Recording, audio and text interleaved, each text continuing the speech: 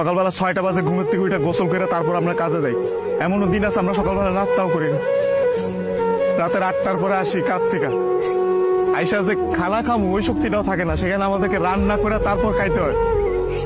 আমাদের কোনো ছুটি নাই, একদিন আমরা ছুটি পাই ওই দিন আমরা ঘর গুছাইতে কাপড় ধুইতে এটা সেটা করতে করতে চলে যায়। কাপড় ধোয়ার জন্য যে মানুষ রাখবো, মানুষ রাখলে তো টাকা যাবে, বেতন দিতে হবে ওদের, ওই টাকাটা বাসায় আপনাদেরকে পাঠাই, তারপর ওইটা দিয়ে আপনারা ফুটানি বানান। এই যে ইস্ত্রি করা, এই যে ভাজ আলা কাপড় বেড়া ঘুরেন, আর এই যে কাপড় আমরা কাপড় পরতে পারি না ওইখানে, এই যে এখানে দেখেন না ভালো ভালো কাপড় পরে ঘুরতেছি, এটা খালি আব্বা আম্মা আত্মীয় স্বজন দেখে ভাবে যে অনেক সুখে আছে।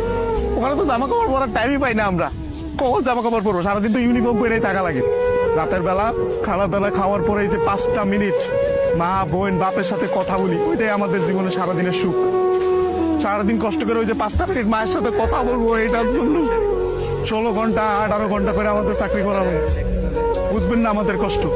আমরা হচ্ছে পৃথিবীর সবচেয়ে বড় মৃত্যু, কারণ আমরা উঠতে উঠতে মিথ্যা কথা বলি। মা যখন জিজ্ঞেস করে বাবা খাইছো না, এরা বলি খাইছি, কি বলবো আর তো বলতে পারবো না। মা যখন জিজ্ঞেস করে কেমন আছো বলো, বলি ভালো আছি। অসুখ হইলে ডাক্তার দেখাই না, ডাক্তাররা অনেক টাকা দেওয়া লাগবে। মা জিজ্ঞেস করবো বাবা ডাক্তার দেখাইছো, ওষুধ খাইছো, বলি যে খাইছি, কিছু বলার নাই তো, মিথ্যা বলো ছাড়া কোনো উপায় নেই। আমাদের মতন মৃত্যু কার কেউ নেই, আমাদের কোনো ঈদ নাই ভাই, ঈদ করেন আপনারা, আমরা সেবাই পোলাও পরবা খাইতে পারি না।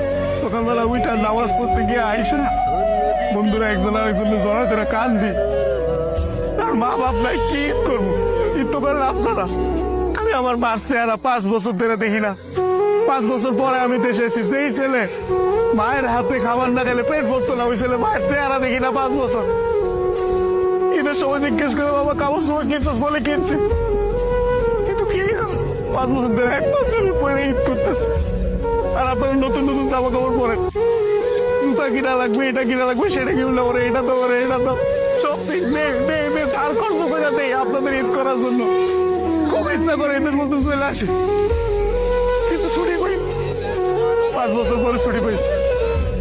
আপনি তো বলেন জুয়া খেলে মেয়েবাজি করে, এগুলো স্বপ্ন, এগুলো স্বপ্ন, এগুলো আপনারা করতে পারেন, আমরা তো চিন্তাও করতে পারি না। আপনাদের কোনো আইডিয়া নেই ওখানে কত পরিমাণ টাকা লাগে এইসব জায়গায় যাইতে।